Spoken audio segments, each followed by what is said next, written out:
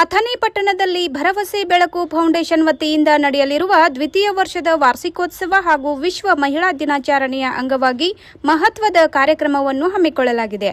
ಈ ಕುರಿತು ಇಂದು press meet ನಡೆಸಿ ಕಾರ್ಯಕ್ರಮದ ಉದ್ದೇಶ ಹಾಗೂ ವಿಶೇಷತೆಗಳ ಬಗ್ಗೆ ವಿವರಿಸಲಾಯಿತು. ಈ ಕಾರ್ಯಕ್ರಮವು ಇದೇ ತಿಂಗಳು 31ರಂದು ಮಂಗಳವಾರ ಬೆಳಗ್ಗೆ 10 ಗಂಟೆಗೆ ಸುಕ್ಷೇತ್ರ ಶ್ರೀ ಗಚ್ಚಿನಮಠ ಅಥಣಿಯಲ್ಲಿ ನಡೆಯಲಿದೆ. ಈ ಸಂದರ್ಭದಲ್ಲಿ ಮುತ್ತೈದೆಯರಿಗೆ ಉಡಿ ತುಂಬುವ ವಿಶೇಷ ಕಾರ್ಯಕ್ರಮವು ಆಯೋಜಿಸಲಾಗಿದೆ. ಕಾರ್ಯಕ್ರಮಕ್ಕೆ ದಿವ್ಯ ಸಾನ್ನಿಧ್ಯವಾಗಿ ಸ್ವಾಮೀಜಿಗಳು ಭಾಗವಹಿಸಲಿದ್ದು, ಉದ್ಘಾಟಕರಾಗಿ ಕರ್ನಾಟಕ ರಾಜ್ಯ ಮಹಿಳಾ ಆಯೋಗದ ಗೌರವಾನ್ವಿತ ಅಧ್ಯಕ್ಷರಾದ ಡಾ ನಾಗಲಕ್ಷ್ಮಿ ಚೌಧರಿ ಅವರು ಆಗಮಿಸಲಿದ್ದಾರೆ.